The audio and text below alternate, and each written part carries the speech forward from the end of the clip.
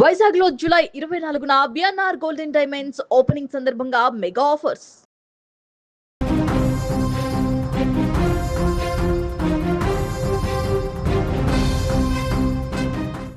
వియత్నాంలో ఘోర విషాదం చోటు చేసుకుంది. విహారయాత్ర కోసం వెళ్లిన భారతీయ పర్యాటకులు ప్రయాణిస్తున్న ఒక పడవ అక్కడ నదిలో మునిగిపోయింది. ఈ ఘోర ప్రమాదంలో ఇప్పటివరకు అందుతున్న సమాచారం ప్రకారం 18 మంది ప్రాణాలు కోల్పోయినట్లుగా తెలుస్తోంది. అత్యంత బాధాకరమైన విషయం ఏంటంటే ఈ మృతుల్లో మన తెలుగువారు కూడా ఉన్నట్లు ప్రాథమిక సమాచారం వస్తుంది. అసలు ఏం జరిగింది, ప్రమాదం ఎక్కడ అయ్యింది, పూర్తి వివరాలు తెలుసుకునేటువంటి ప్రయత్నాలు చేద్దాం. వియత్నాంలో అత్యంత ప్రసిద్ధ పర్యాటక ప్రాంతమైనటువంటి ఫుక్వాక్ ద్వీపం సమీపంలో శనివారం ఒక ప్రమాదం జరిగింది. అందమైన సముద్ర తీర ప్రాంతాలను చూడడానికి మన దేశం నుంచి, ముఖ్యంగా తెలుగు రాష్ట్రాల నుంచి చాలామంది పర్యాటకులు అక్కడికి వెళ్తుంటారు. అలా వెళ్ళిన పర్యాటకులే ఈ ప్రమాదంలో చిక్కుకున్నారు. ప్రమాదం జరిగిన సమయంలో ఆ బోటులో మొత్తం 32 మంది ప్రయాణికులు ఉన్నట్లు తెలుస్తోంది. సముద్రంలో ప్రయాణిస్తున్నటువంటి సమయంలో అదుపు తప్పి ఆ పడవ మునిగిపోయింది. దీంతో అందులో ఉన్నవారంతా నీళ్లలో మునిగిపోయారు. ఈ ఘోర ప్రమాదం పైన వియత్నంలోని భారత రాయబార కార్యాలయం సోషల్ మీడియా వేదికగా స్పందించింది. తీవ్ర దిగ్భ్రాంతి వ్యక్తం చేస్తూ ఈ విషయాన్ని అధికారికంగా ధృవీకరించింది. ఒక అత్యంత విచారకరమైనటువంటి సంఘటనలో వియత్నంలోని ఫుక్వాక్ ద్వీపం సమీపంలో కొద్ది గంటల క్రితం భారతీయ పర్యాటకులతో వెళుతున్న పడవ మునిగిపోయింది. స్థానిక అధికారులు ప్రస్తుతం శోధన, సహాయక చర్యలు కొనసాగిస్తున్నారు. ఈ ప్రమాదానికి సంబంధించిన ఖచ్చితమైన వివరాలను సేకరిస్తున్నామని భారత ఎంబసీ ట్వీట్ చేసింది. ప్రమాదం జరిగిన వెంటనే స్థానిక వియత్నాం తీర రక్షక దళం అధికారులు రంగంలోకి దిగారు.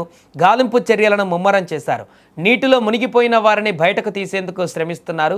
ఇక ఈ ప్రమాదంలో ఎంతమంది సురక్షితంగా బయటపడ్డారు, మరణించిన వారి పూర్తి వివరాలు ఏంటి అనే దానిపైన ఇంకా పూర్తి స్పష్టత రావాల్సి ఉంది. అయితే బాధిత కుటుంబాలకు సమాచారం అందించడానికి, వారిని ఆదుకోవడానికి భారత ప్రభుత్వం తక్షణమే స్పందించింది.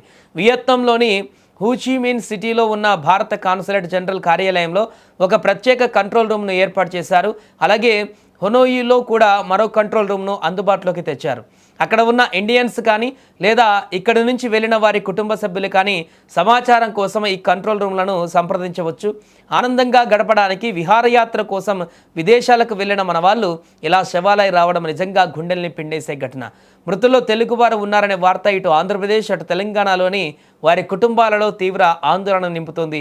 ఈ ప్రమాదానికి సంబంధించిన మరిన్ని ఖచ్చితమైన వివరాలు, మృతుల పేర్లు కూడా తెలియాల్సి ఉంది. అధికారుల పూర్తి వివరాలు ప్రకటించాల్సి ఉంది. దీనిపైన ఎలాంటి ఈ ప్రమాదంలో చనిపోయినటువంటి వారి ఆత్మకు శాంతి చేకూరాలంటూ కూడా కోరుకుందాం. అలాగే పూర్తిగా ఇక్కడ మనకు కనిపిస్తున్నటువంటి విజువల్లో చూస్తే ప్రమాద తాలూకు దృశ్యాలు, దాని యొక్క ఎంత తీవ్రతతో ఆ ప్రమాదం జరిగిందనేది అల్లకల్లోలంగా మారినటువంటి ఆ నీటి ప్రవాహంలో పూర్తిగా దాని కంట్రోల్ తప్పిపోయింది. ఆ పడవ ఒక్కసారిగా కంట్రోల్ తప్పినటువంటి ఆ పడవ అందులో బోల్తా పడినటువంటి సన్నివేశాలు మనకు కనిపిస్తున్నాయి.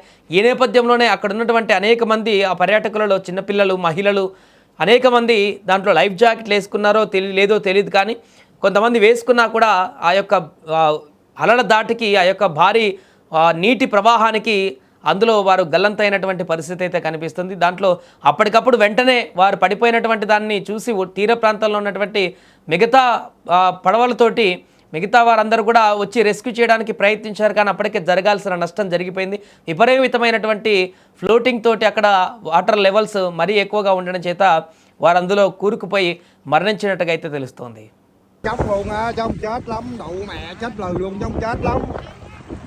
Má còn kẹt cái trống nhiều lắm. Chết luôn. Có người Việt Nam mà nó ghép tùm lum mà. Quay lại trong clip thôi.